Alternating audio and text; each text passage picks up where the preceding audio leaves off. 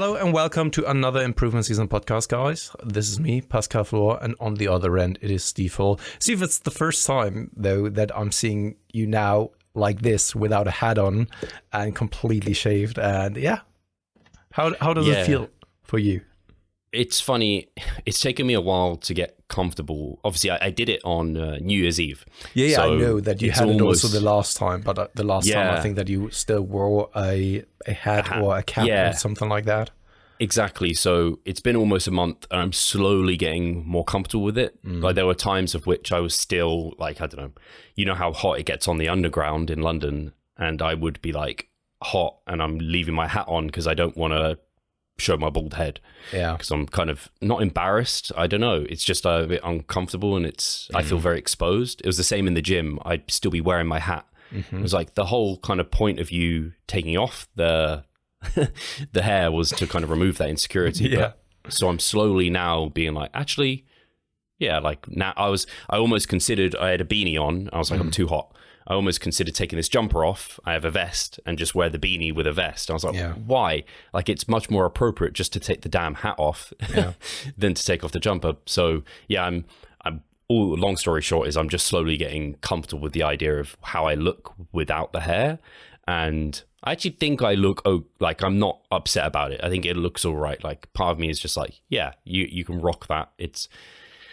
So the insecurity is dissipating, I think, is why I'm happy to do this. I haven't done a what's it called, one for the main podcast yet like this, because I know that's more people tend to see those, I think, but eventually it will happen.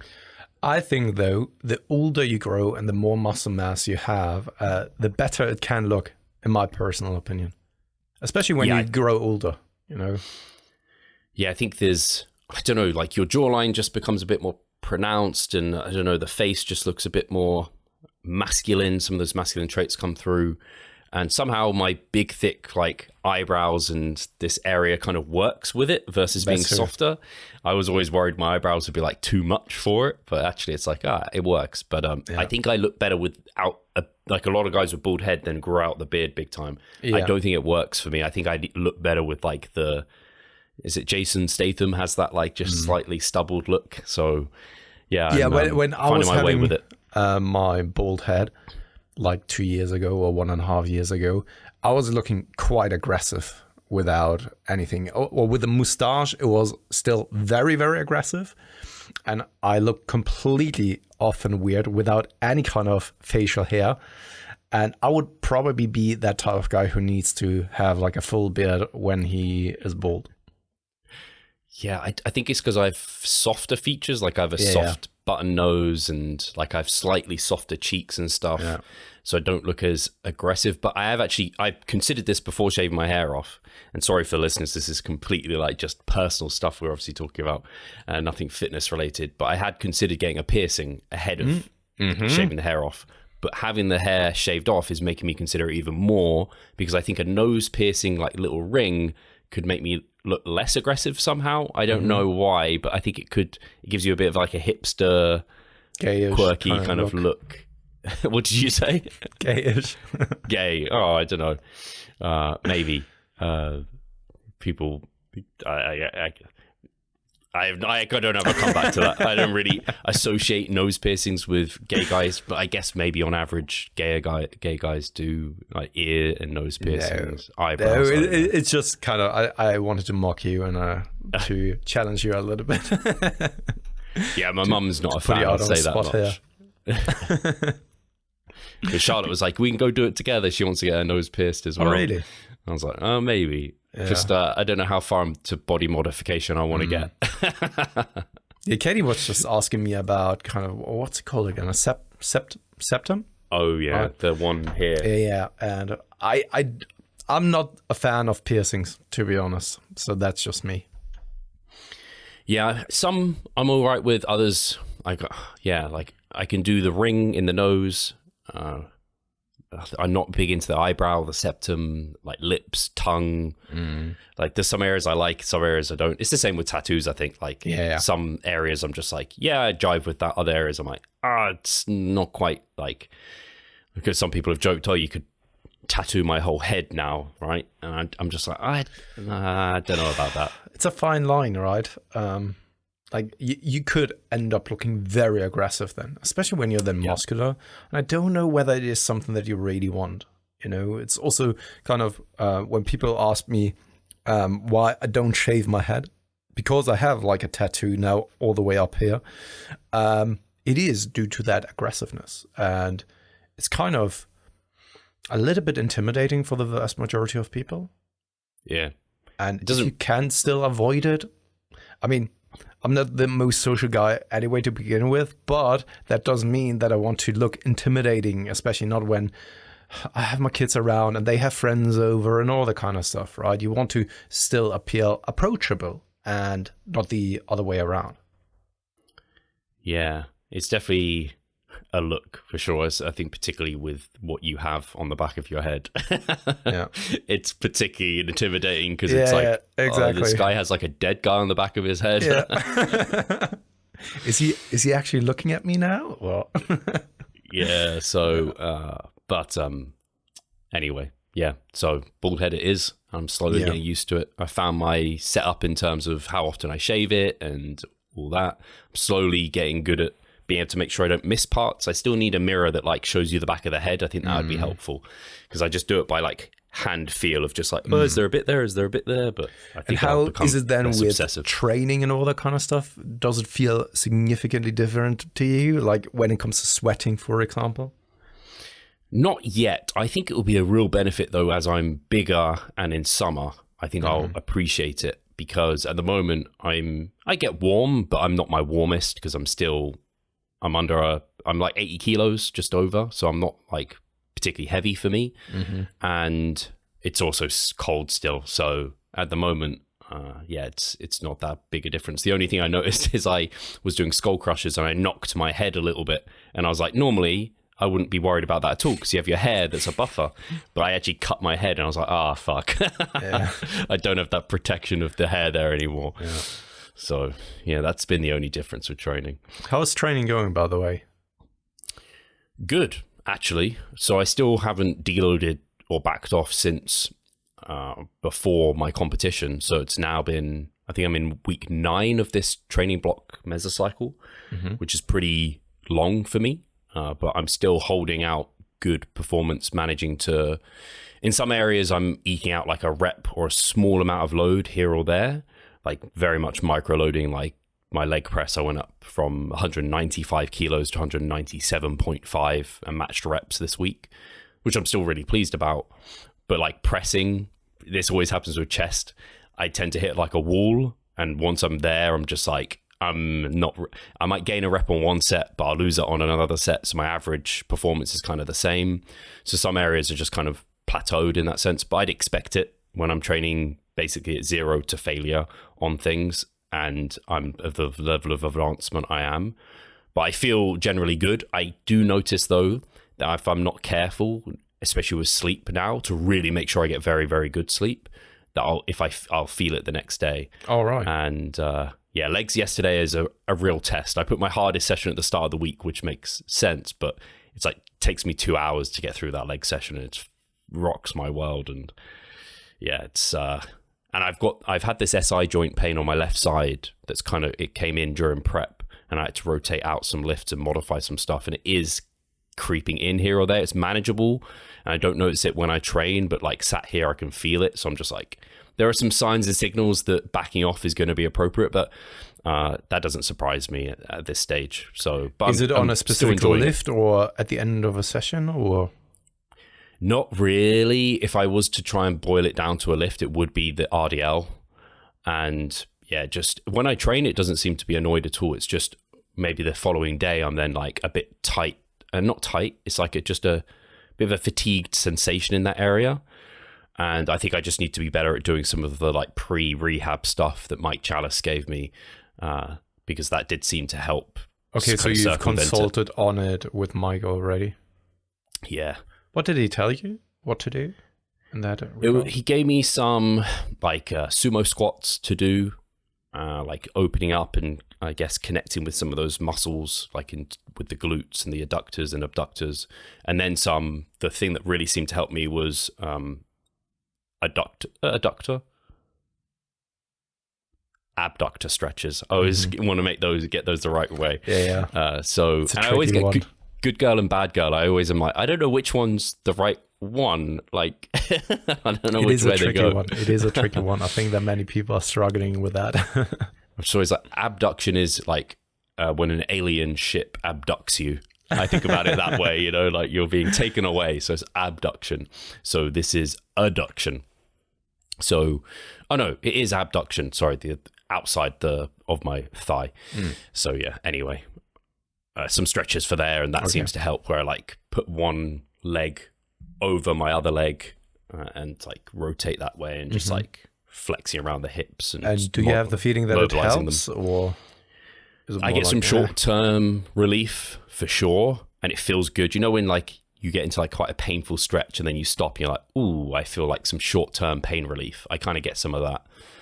And it did seem to allow me to get back into hip hinging pain-free sooner as well. So I think I need to do some of that. And then also putting some heat on that area kind of like lubricates it, almost like it, you know, when you heat areas up and they just become a bit more fluid and free, that seems to like unlock it a little bit. So I can do some of that, where it's like this little thing I microwave full of oats and then just drop it there. And I don't know, sometimes I'm like, are they just distractions? Like now it's just hot and like burny, and that's what I feel versus the pain of the joint or the deep stretch. I feel that, and now it's just kind of distracting me from the SI joint pain. What I sometimes wonder, and that is of course a better question for someone like Mike, for example, is it more so perhaps the amount of time that is spent working on tissue rather than working on the tissue itself? Yeah, I'm not sure. But it's just also something that I've been wondering about, because here Katie had some neck problems and her mom was around, and her mom was massaging her for like, I think it was 45 minutes or so. Yeah, crazy, you know. And she said that she felt so much better. Now, of course, take it with a grain of salt, right? It's kind of her perception of things, makes me very skeptical in general. But I was also thinking like, okay, if you work on tissue for such a long time, maybe it has an effect. I don't know. I really don't know.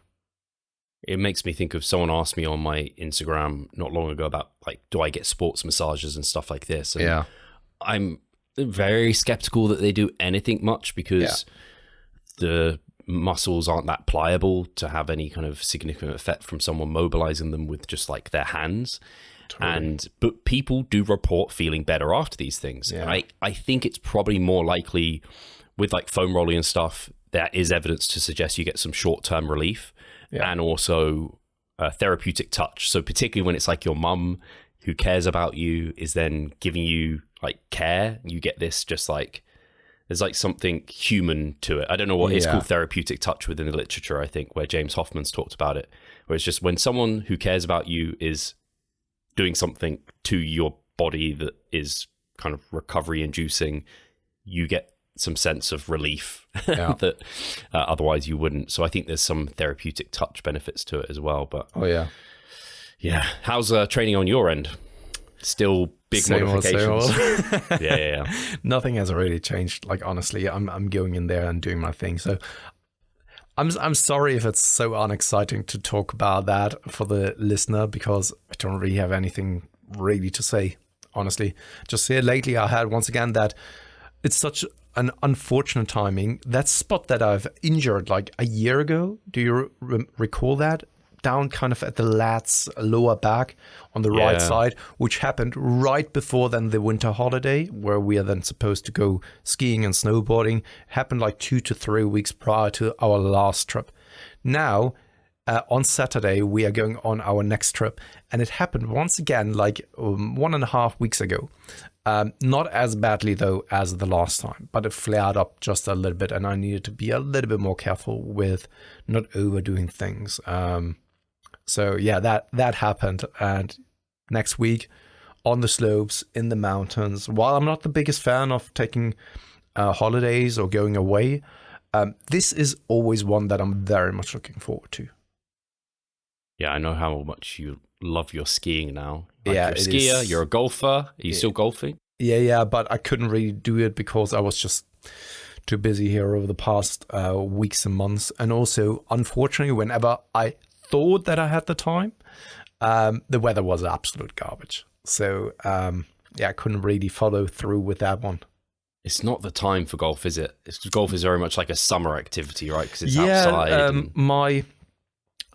My golf teacher, he's living for half a year in Spain and then comes back over the summertime to give some lessons here in Germany. Makes sense. And because of that reason, because you can't really play golf. I mean, you can, but it's not consistent. And in Spain, the weather is good enough to always be on the golf course. And his son is playing, and his son wants to become a professional as well. And there he can always train and all that kind of stuff. Nice. Yeah, I was actually so funny. My tattoo artist, there must be something about being in your 30s and playing golf, because my tattoo artist was like, he's bought like golf gloves, and like he's got like a whole outfit he wears. He was like, oh, I like Jordans, and they sell Jordan golf shoes, so I bought some of those. And he's like really got into golfing, and I was just like, that's so funny, because I know of you, obviously. I have people might know Propane Fitness. Johnny, he plays golf quite seriously. In fact, some of his training we're doing is golf specific for his resistance training.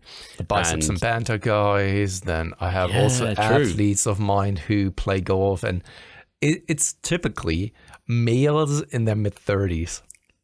I need to get my golf on. I haven't played. Like the last time I played golf was like a, what's it called? Virtual reality. Like you hit a ball into a fucking curtain, and it has like a projector of a golf course on it. It was really quite lame. To be honest, though, I don't know how it is in other countries, because I also know that, for example, while we've been talking about skiing, in some parts of the US, it's hilariously expensive. And when people then hear us talk about going on a skiing holiday and all that kind of stuff, there may be a discrepancy in their perception of how wealthy you are or what it is that you can afford, when in reality, for example, here, skiing and snowboarding is still expensive. It's not cheap. It is significantly cheaper than, for example, in some parts of the US. And I don't know whether it is for the entirety of i.e. the ski resorts, whether it is a common thing that it's so expensive. And the same goes for golfing. I don't know the pricing for golf courses, for, I don't know, just doing golf in general in other countries. It could very well be that it's hilariously overpriced. Where I'm playing at, it's actually quite affordable. And you can see it also on the type of people who are playing golf there. It's not the typical golf club. So there are definitely golf clubs who are very, very insisting on a certain etiquette, and that you are wearing a certain style of clothing, and who try to be very exclusive in their membership. But the golf club where I'm at, it's not like that at all. They want to make it kind of accessible for all of the people. Got you. Yeah, when I think of golf, and it's probably partly related to the age thing, right? You have maybe a bit more income to be able to spend on it, because when I think of golf, I think of it as an expensive kind of middle class, upper class activity. You think of golf clubs, I immediately think of like these posh resorts and everything. But it's great that for you it's affordable. And same with skiing, actually. I've never been skiing. I've never tried to book a holiday, but when I consider it, and if someone was like, do you think skiing as a holiday is expensive or cheap? I'd be like, that's one of the more like luxurious, more expensive. So it's great that you've been able to at least find ways of doing it where it isn't exorbitantly, is that the word, expensive. Me and Charlotte are looking to go away, which I told you about. And one of the areas, and this is going to sound really upper class now. So I went to the Maldives as a teenager with my girlfriend, and her family are wealthy, and they took me along. I think I just had to pay for like my food when I was out there, so it wasn't too bad. And I could tell it was like luxurious, it was nice, but I've never looked into booking a holiday to the Maldives until now where me and Charlotte are looking, because we're looking to go somewhere nice and warm in February. And oh my God, you can spend a lot. Like I see all these influencers in the Maldives with their amazing looking villa that like has like a swimming pool of like a private swimming pool, and they can like go into a slide straight into the ocean and scuba.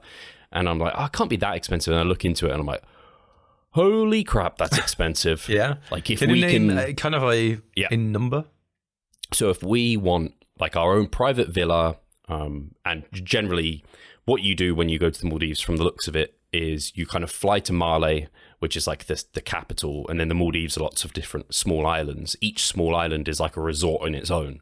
Then you get like a seaplane or like a little boat to your resort, and then it's basically, it makes sense probably to go all inclusive or like full board it's called. So that means your breakfast and your dinner and maybe lunch as well, and drinks are like just all inclusive. You've paid for it all ahead of time because it just makes sense. You're going to stay and eat on your resort. So you just stay in that one place. And then you maybe get some snorkeling, small amounts of like water sports and like yoga classes included or something. So it has that. And lots of people go there on their honeymoon. Anyway, with all that said, if you wanted, I think you can probably do flights and accommodation full board for all in for 2 people. You're not going to be able to do it for much less than about £8,000 for 2 people. Yeah, but you could easily go up to like 20 grand. 100%, I can see that. But you can't go much less than about 5 all in, unless like, and if you go down to 5 to 7, you're probably having to stay like not on like a private resort. It'll probably be a bit more like, I don't know, maybe in Male or somewhere else, and you wouldn't really get the same experience, I don't think. But yeah, it's expensive, man. I think, right, life should be mostly about experiences.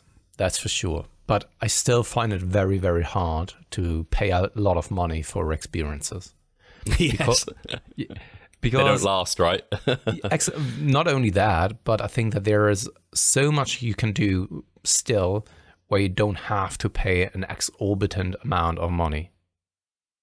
And most of those things, especially also when you nowadays look at apartments over on Airbnb, those are kind of fancy experiential apartments. It's not kind of what it was or it once used to be, right? It's more like, okay, do I want to have a fancy stay?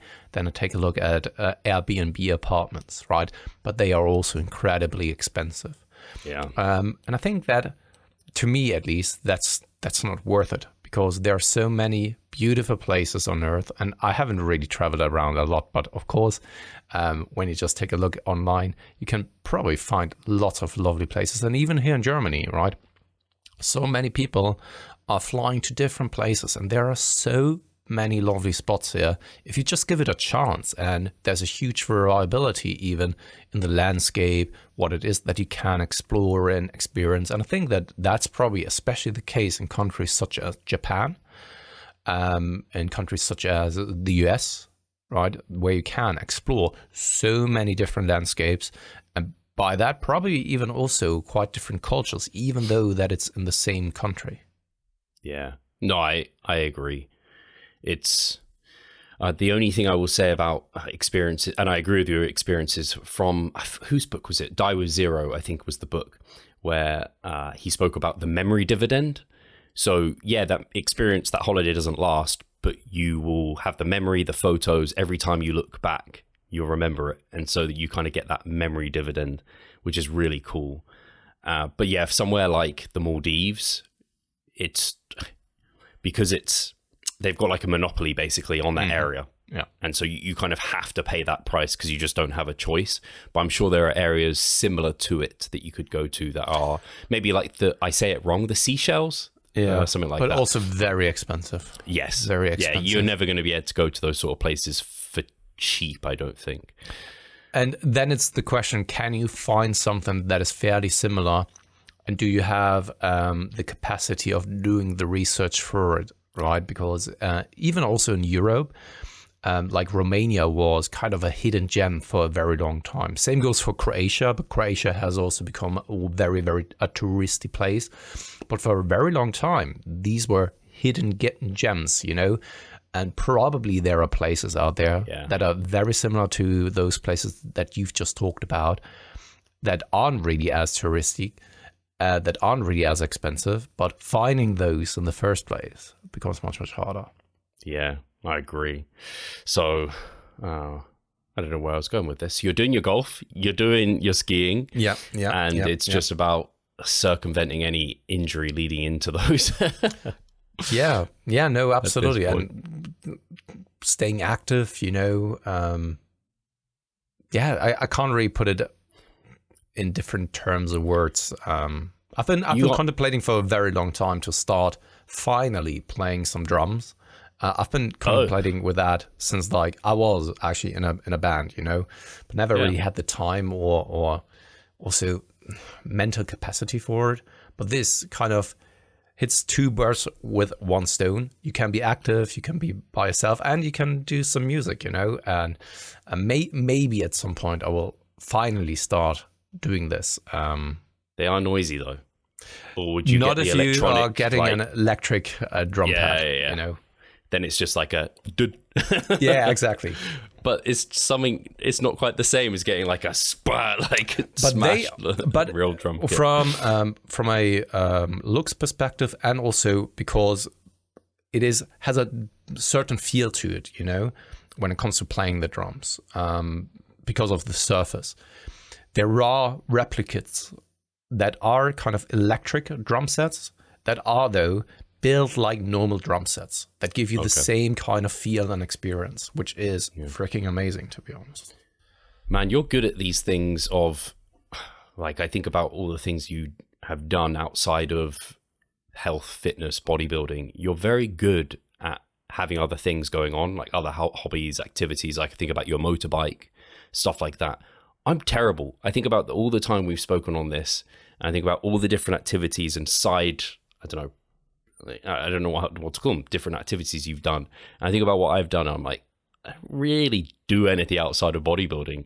I don't know if that's a problem. I don't necessarily think it is, but I do think I want to open my horizons a little bit, and just, I think sometimes, just it's that uncomfortable feeling of something being new and different, and just putting yourself out there sometimes just what you need to do, and just get comfortable with the uncomfortable. See the progress you would like? Are you sick of writing your own programs? Or perhaps you need some accountability in order to stick with a plan? Then it's time to start working with us. We at Revive Stronger offer a truly personalized coaching service. You'll get more than just an email with some macros or random cookie cutter program. With Revive Stronger, you will be the center of our attention. You will receive your own fully individualized training protocol alongside a customized nutritional strategy. We created the coaching around your needs, wants, personal preferences, and your own unique lifestyle. Every single week, we delve into your program in order to make appropriate adjustments so that we get the most out of your time and the best possible outcome. We help both female and male athletes to seriously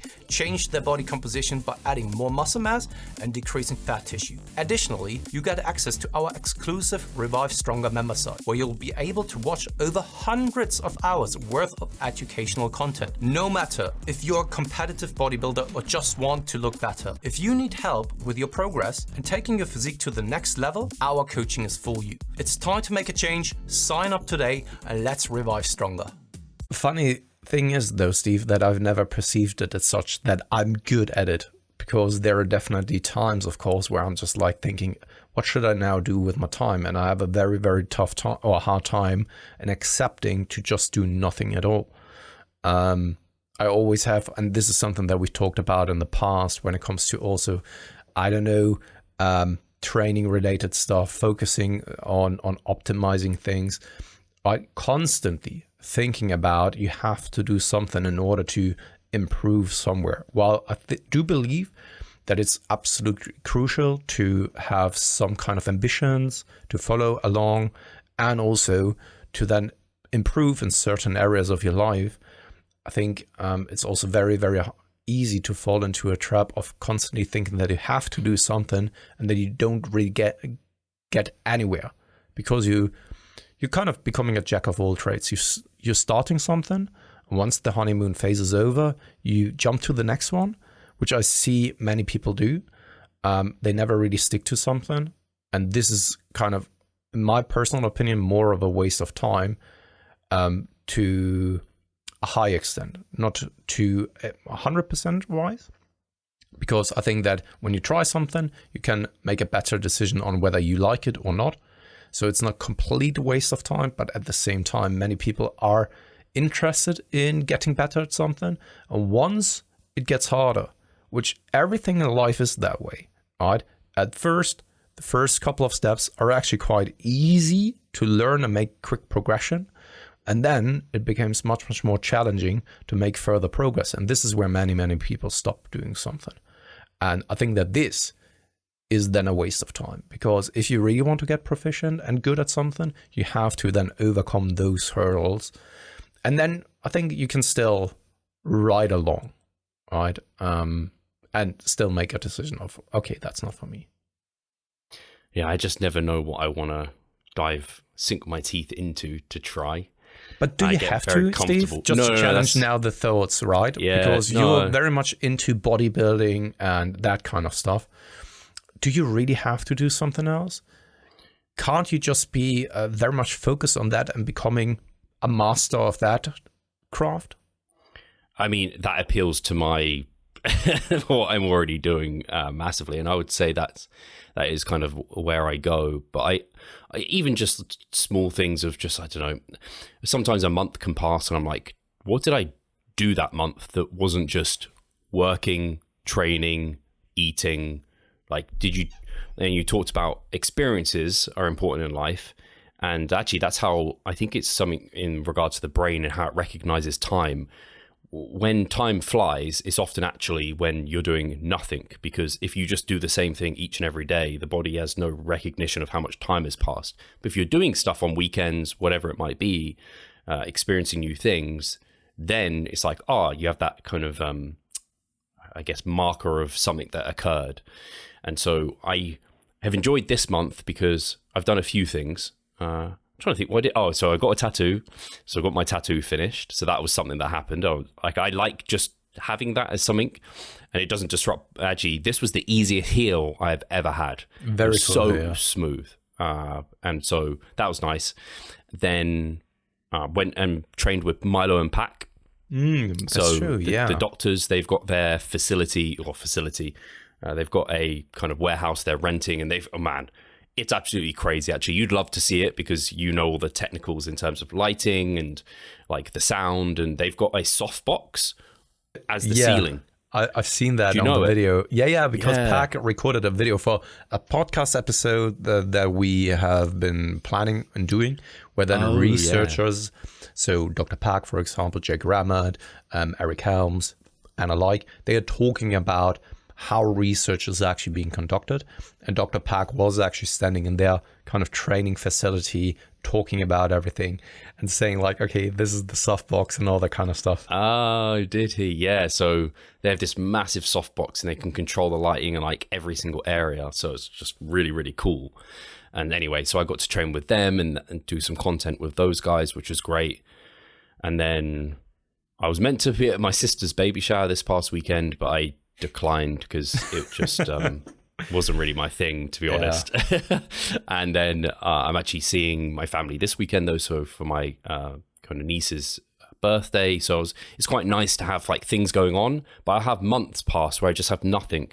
So yeah, having this holiday plan during February or March time is going to be nice, but I want to make sure I have other things kind of in the diary to look forward to, and also make sure I do stuff, because it's so easy to just go through the motions. And I think it's important to go through the motions so long as you're not just getting complacent. You have intent and intensity behind those actions. But sometimes like months and months I feel like can pass for me, and I'm like, I actually just didn't do anything it was productive because I like was working and still building my physique or whatever, but I want more like interesting things to do. And you do interesting things, I think, for at least when I speak to you, Pascal. I think having a family maybe helps. Yeah, and I think it comes more so down to being a philosophical question, because it's always individual dependent on what it is that you are imagining your life to look like and what your perception is, what a good life actually is, or a worthwhile kind of living. Because it looks so different for each and every one, it is first and foremost hard to explain and hard to understand where then the other person's coming from, because we all have other kind of beliefs of what a proper life looks like. This is why we could talk about it and philosophize about it endlessly. We could never really come to a proper conclusion, because it's like you said, you could always find an argument as to why you shouldn't constantly do something, but you could always also find an argument as to why you should be doing something. Such as, I don't know, life is short, you don't really want to regret not having done things. When in reality, though, you could make the counter argument, if you constantly do something, then you are focusing primarily on yourself, which is probably also not the best thing to live your life. You see, you never really get to a satisfying conclusion in that regard. And that's why it's mostly a philosophical kind of thought process rather than a proper way of living or finding a conclusion for yourself of how to do things. You either do something or you don't, in my personal opinion. One thing I will say is, I don't know who I was listening to, but I've heard several people I respect talk about this sense of, for example, blue zones and why they live for as long as they do. Actually, it's funny. There's a mass. Eric Trexler did some work on this, and basically there's lots of misreporting, because it sounds good for the blue zones to sound like they live really long, but actually quite often the reporting of their age is inaccurate, so they're not actually as old as you think they are. Oh, really? Yeah, there's actually quite a lot of that. But one of the things that seems to be good for I guess, I don't know if it's longevity, but this sense of living young is human connection. But that's very individual, because I've heard about this as well, and I was kind of in that sense questioning that, because there are certainly people such as myself who would find it more as a stressor, right? I think it then really depends on probably the type of environment that you're in, and also the amount of people that are then around you, because some people strive off of that, having lots of people around them and the appreciation of their peers. Whereas some people just need a very, very close circle, or maybe none. I don't know. Yeah, it's like you said, all these things are going to be somewhat individual, but I have found that I have a close-knit circle, but if I can quite easily go for months not seeing or in talking with any of them. But for example, me and my kind of best friend from school, Cameron, we're like, at the start of this year or end of last year, we're like, we should see each other once every 2 months. That should be reasonable, because we live very close to each other. Like, does it work? I've reached out to him, and we've booked in a date for a couple of weeks' time. Okay, so we'll have achieved the first time that you guys are planning to make it more of a consistent thing. Because I know that you guys met up like constantly as well over the years, but maybe it sounded to me couple as of if times. You already have somewhat of a schedule. Yeah, we didn't really have a very good schedule, and it can quite easily pass. And I tend to be, out of the two of us, the person that has to arrange it. Mm-hmm. And I think there's just some relationships where you have to be that person. There's others where you might not have to be that person. It might always be you. And I've just kind of accepted that is what it is. If they're happy to meet up with me after I've requested it and it's something I want to do, then I should just do it. I shouldn't feel any sort of resentment towards that other person for not being the person to reach out or assume they don't want to. They can make 100%. That decision. And I can just say it from my perspective, Steve. I wouldn't reach out, not because I don't want to spend any kind of time or don't want to be in contact with you, but it's because just the person that I am. Yeah, exactly. It has very little to do with the person that is in front of me or so, right? It is hard from the other person's end to accept that, but I'm getting better at it and just being like, it doesn't make me any happier not to do that thing. So, and I can't just wait for someone to reach out to me to do it. So anyway, I just made it. I want to this year more often, like yeah, take opportunities. Like, for example, seeing a Milo and Pac, there's part of me that was like, oh, like I have to go on the train and it's going to like be a day out of my weekend and whatever. It's going to be hassle. But it was so awesome hanging with those guys and having like true one-on-one time.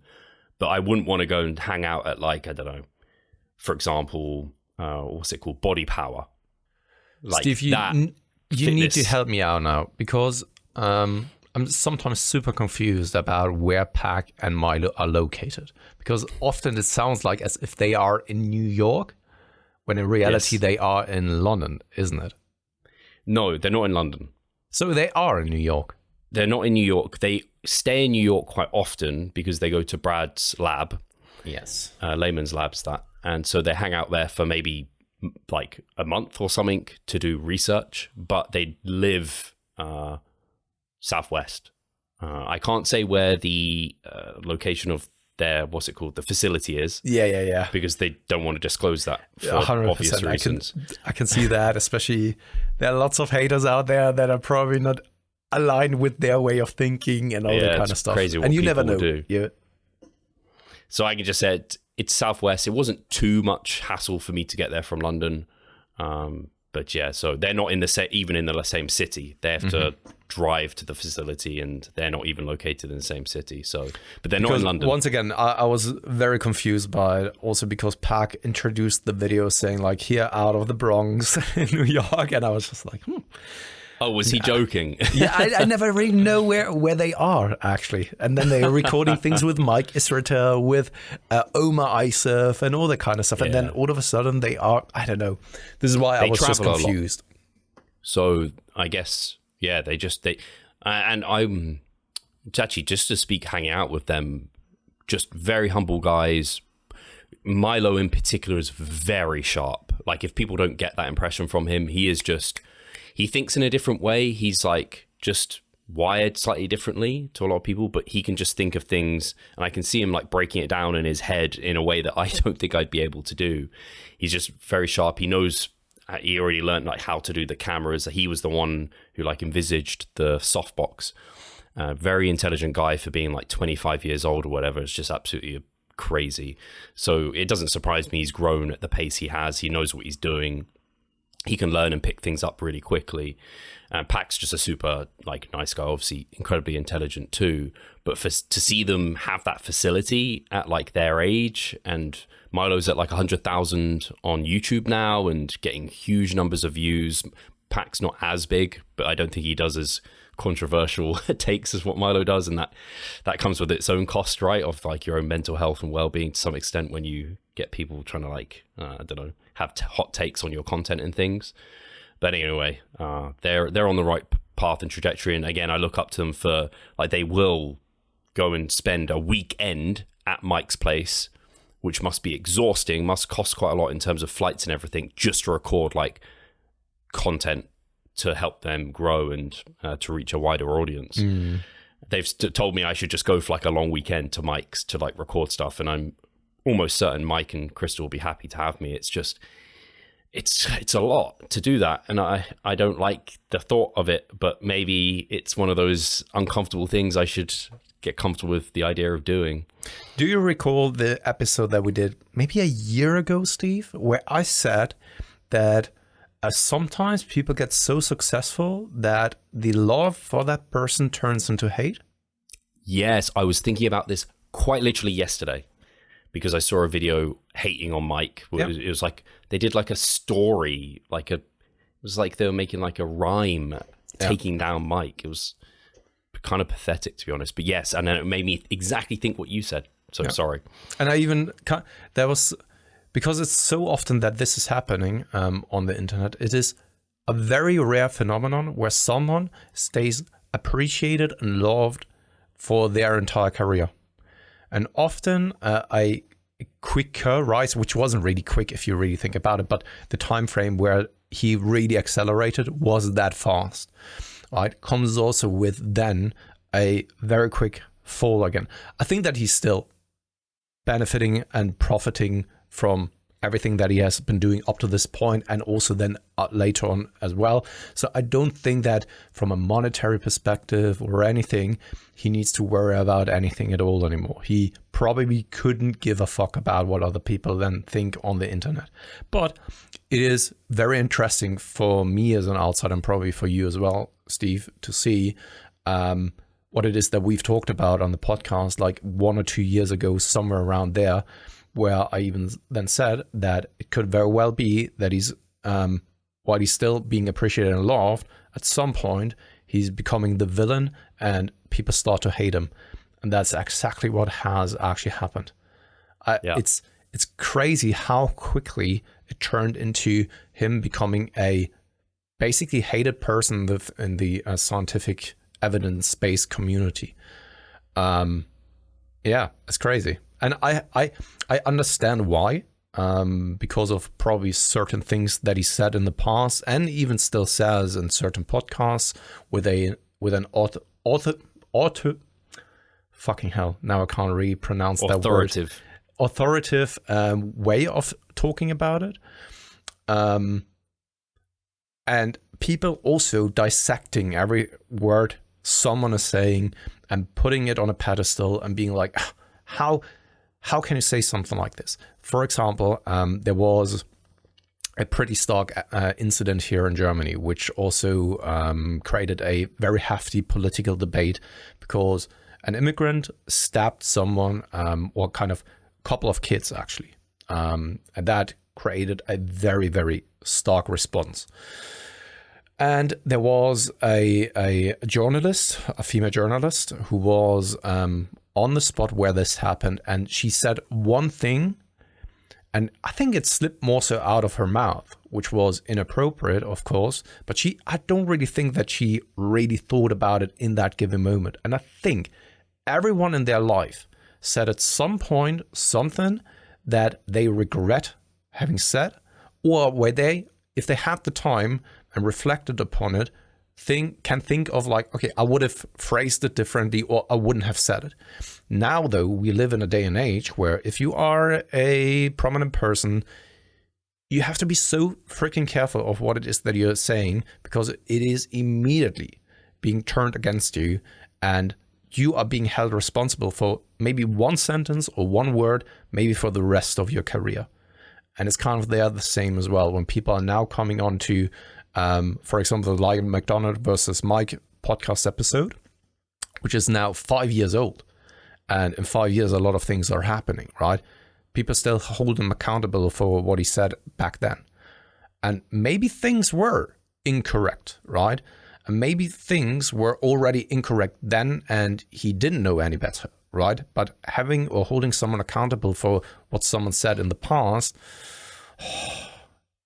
is a very critical thing and questionable approach in my personal opinion, because I did a lot of things wrong when I was 15, 20 and stuff like that. And I'm cringing now at the things that I said in the past.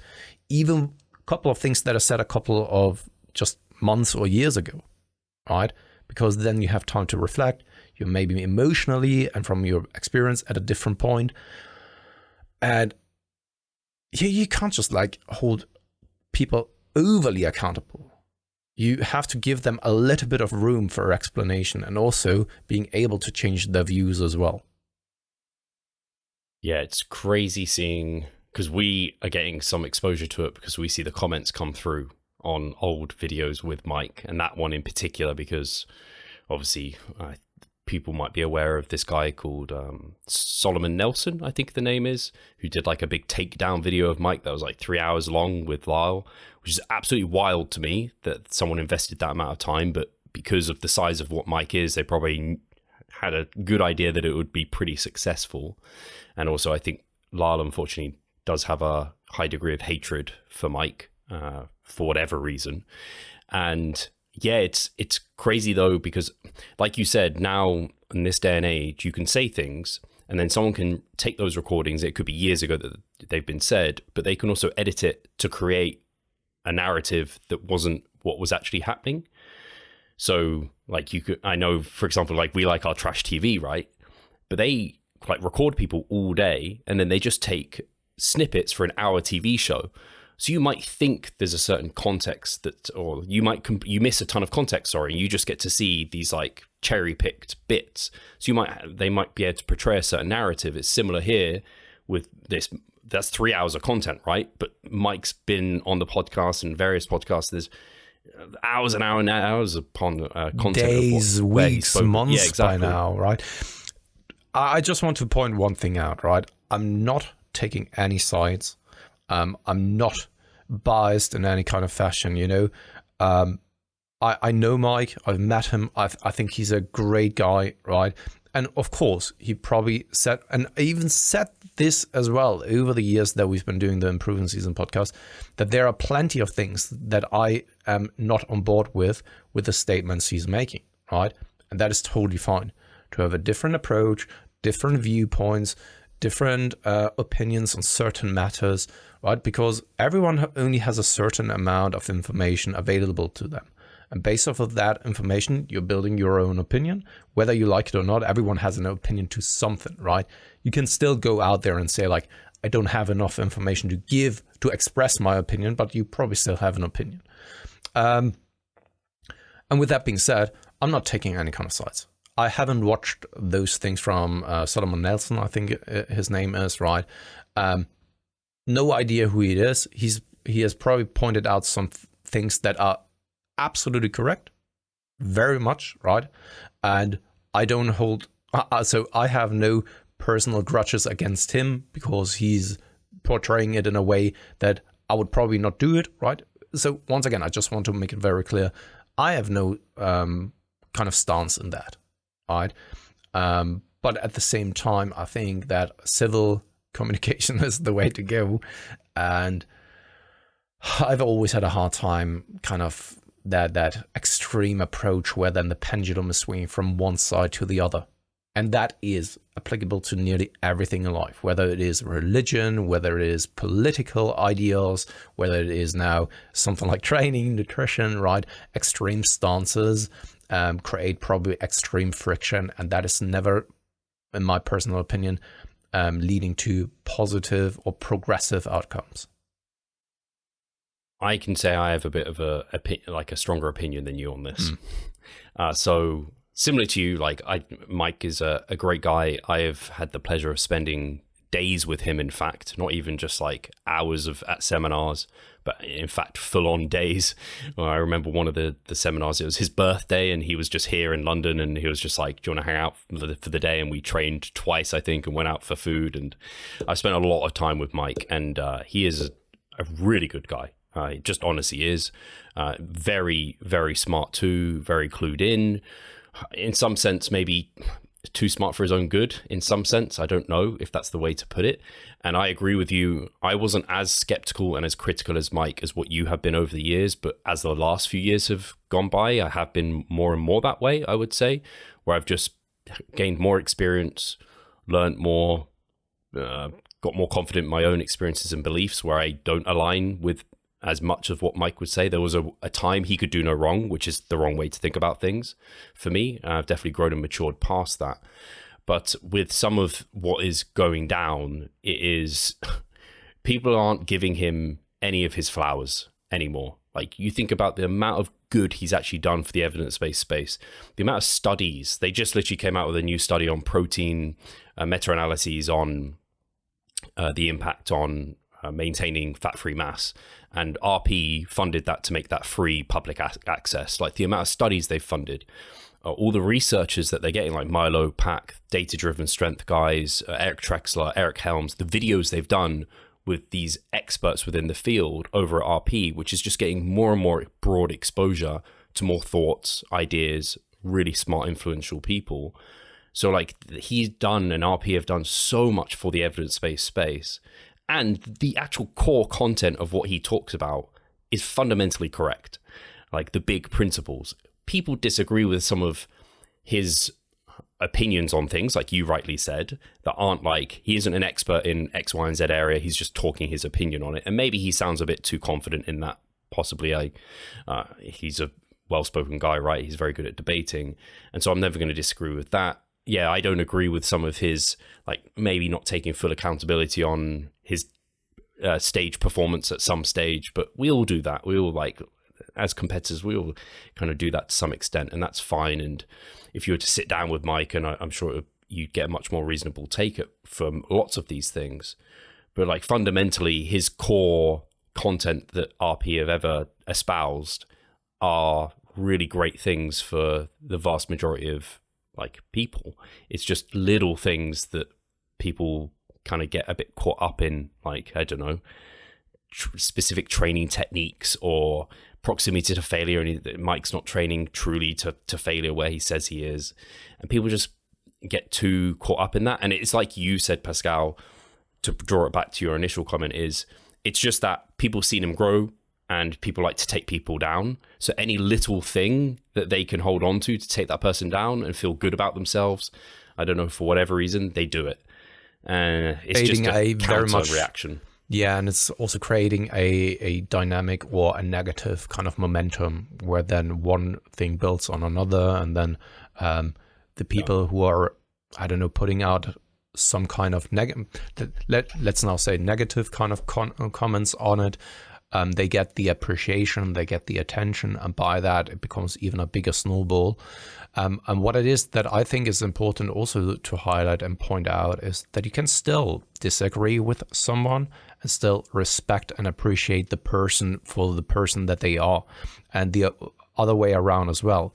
You can agree with someone even though that from a personal perspective, you don't really like that individual, right? And I think that many people have a very hard time in differentiating between those things, where it's kind of like, do I disagree with an individual because I don't like that individual?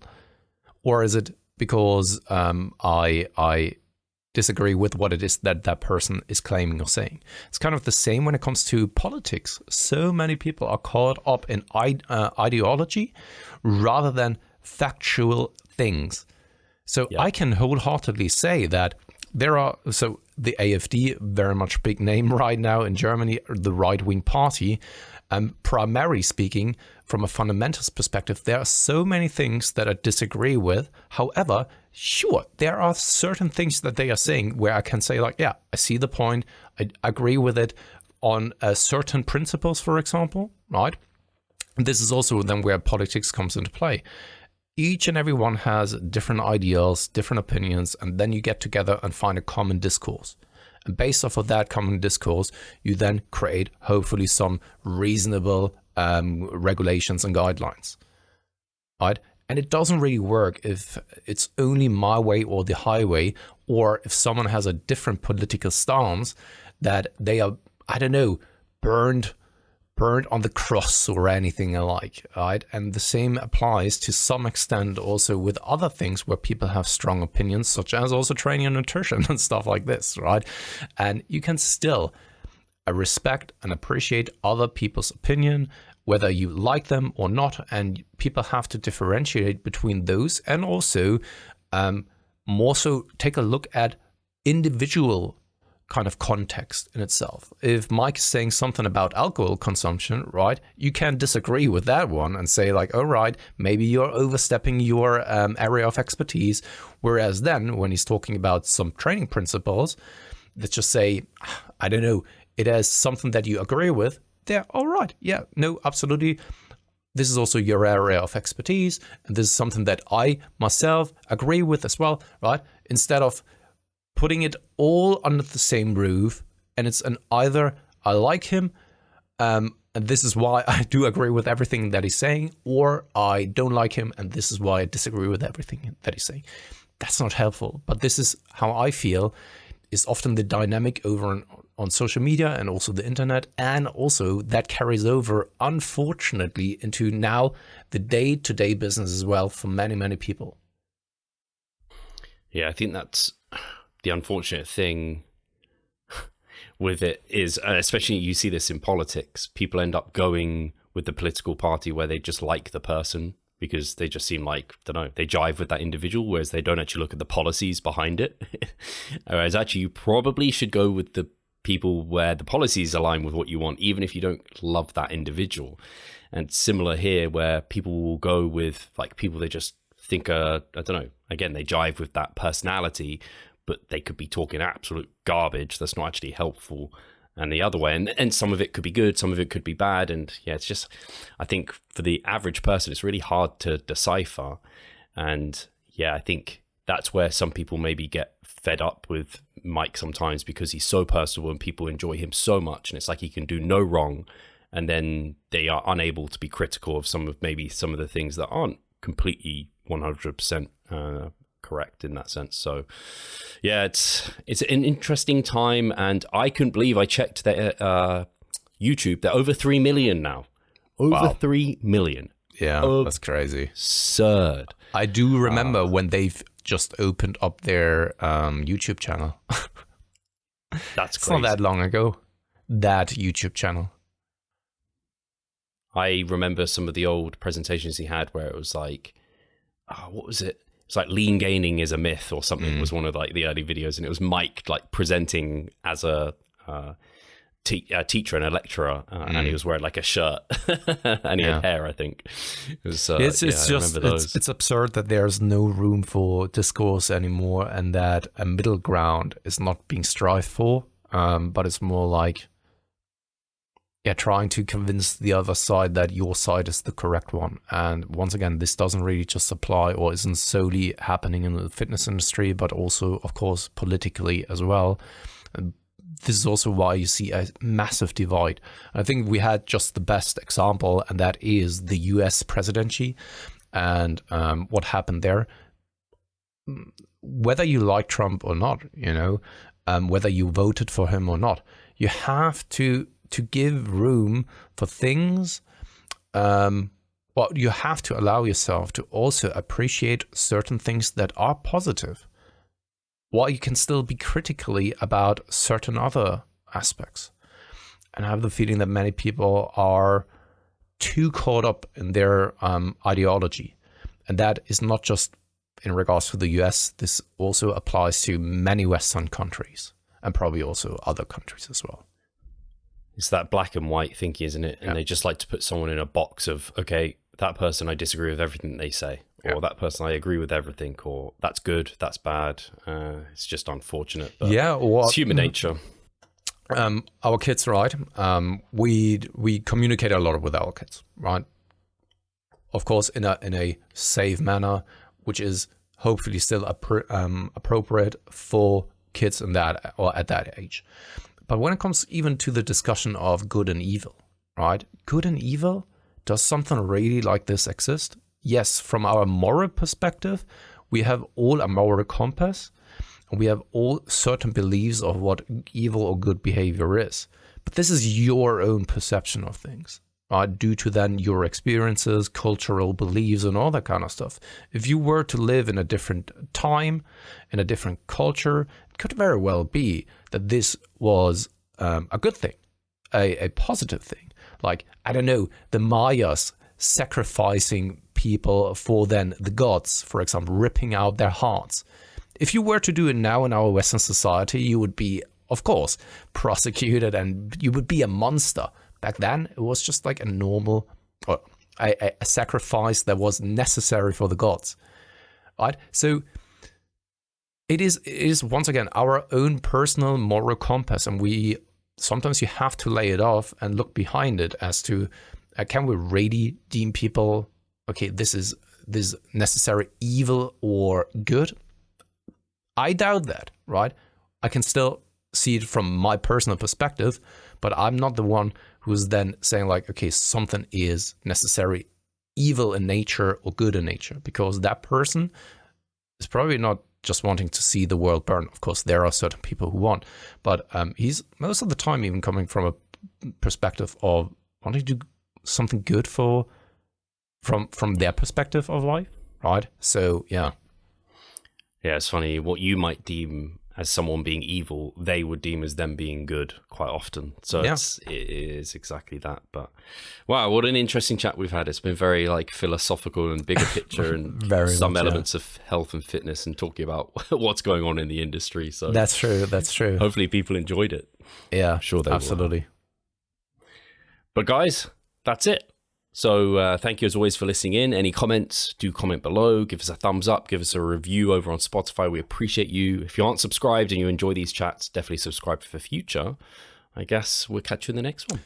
One more thing that I want to say here towards the end is because I also know that certain people have very, very strong now beliefs about Mike, right?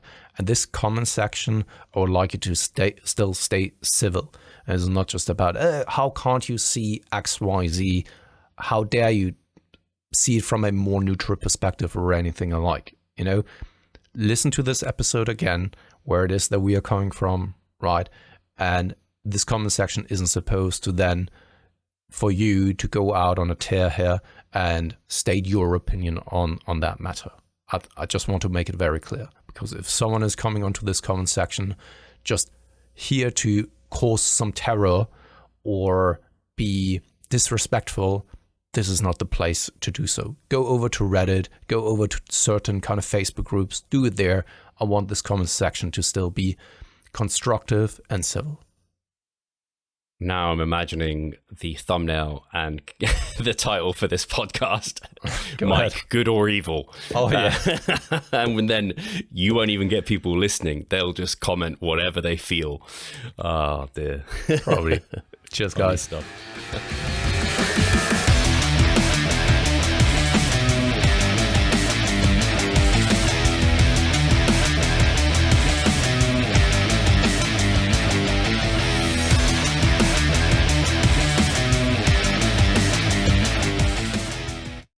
Muscle mass. Sounds too good to be true, doesn't it? It isn't though. It's reality and we know how to do it. And we will help you achieve this. The Minicut Movement is an 8-week fat loss program to make you lose a huge chunk of fat while maintaining muscle mass at the same time. We will support you from the beginning to the end so that you see the results you would like to and come out of it much stronger. You'll receive a fully automated spreadsheet that is based on your nutritional needs. You can choose between 6 different male and female training templates. Over 30 videos will guide you through each and every single step of the Minicut so that you're getting the most out of your journey and that you always know what to do. But the best thing is that you can start whenever you want. The Minicut Movement is open 24/7. So if you want to learn more or you're ready to sign up, hit the link in the description below. So let's revive stronger together.